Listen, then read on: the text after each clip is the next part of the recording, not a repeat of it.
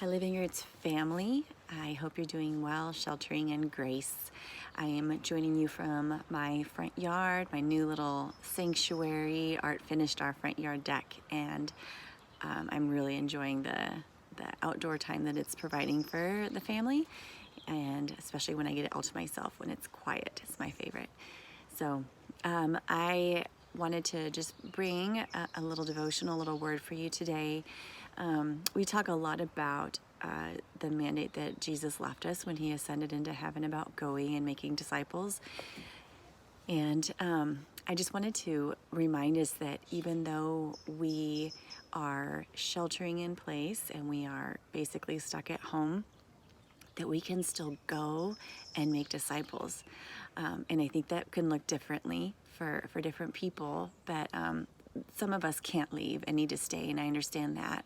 And if you are in that boat, I would encourage you to pray by name for people in your life who are far from Jesus, who need to know and to hear and experience the good news of Jesus. So I encourage you to do that if you physically cannot leave your home. And for those like me who can go to Safeway and get gas and go out for some essential things that we need still, there is a going. And so right now, Safeway on West College is my mission field. And so when I go and and I've been going there for many, many months, but use the same checker, the same check stand, and start building a relationship with her. I am able to go to places that are farther below the surface than just, hi, how are you? But how are your children, and how are they adjusting to school at home, and questions that might get a little bit more farther down the surface.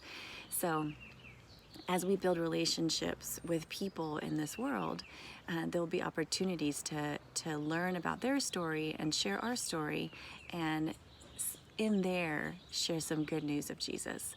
So I just want to encourage you that we can still go, that we are still missionaries here in Santa Rosa to bring the good news to a sad and broken world.